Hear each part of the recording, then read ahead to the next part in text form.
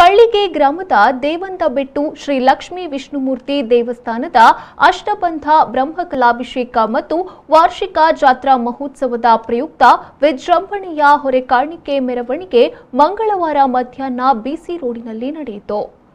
ಬ್ರಹ್ಮಶ್ರೀ ನಾರಾಯಣಗುರು ವೃತ್ತದ ಬಳಿ ಹೊರೆಕಾಣಿಕೆ ಮೆರವಣಿಗೆಗೆ ಚಾಲನೆಯನ್ನ ನೀಡಲಾಯಿತು.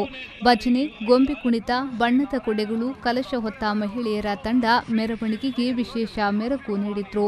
ಬಿಸಿ ರೋಡ್ನಿಂದ ದೇವಂದಬೆಟ್ಟು ದೇವಸ್ಥಾನದವರೆಗೆ ಸುಮಾರು 8 ಕಿಲೋಮೀಟರ್ ದೂರವನ್ನ ಭಕ್ತರು ಪಾದಯಾತ್ರೆಯ ಮೂಲಕ ಕ್ರಮಿಸಿದ್ರು.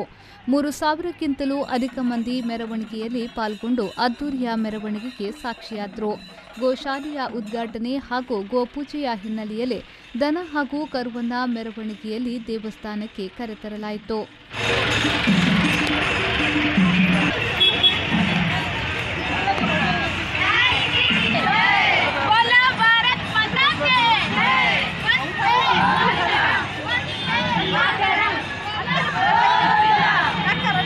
ನಾಲ್ಕು ಗ್ರಾಮಗಳ ವ್ಯಾಪ್ತಿಯ ಮಾಗಣೆ ದೇವಸ್ಥಾನವರೆಗಿನ ದೇವಂದಬೆಟ್ಟು ಶ್ರೀ ಲಕ್ಷ್ಮೀ ವಿಷ್ಣುಮೂರ್ತಿ ದೇವಸ್ಥಾನದ ಬ್ರಹ್ಮಕಲಶೋತ್ಸವಕ್ಕೆ ಭಕ್ತರಿಂದ ಅಪಾರ ಪ್ರಮಾಣದಲ್ಲಿ ಹಸಿರುವಾಣಿ ಹರಿದು ಬಂತು.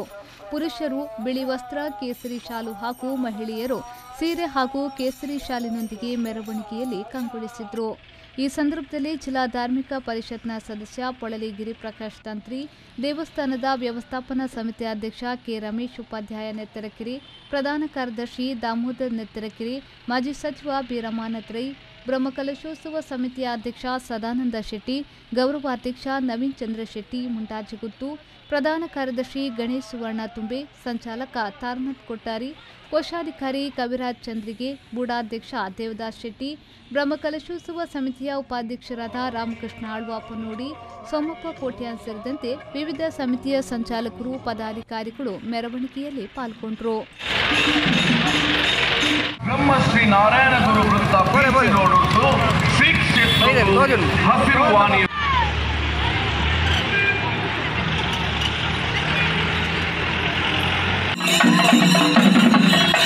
ಸಂದೀಪ್ ಸಾಲ್ಯನ್, ವಿ4 ನ್ಯೂಸ್, ಬಂಟ್ವಾಳ.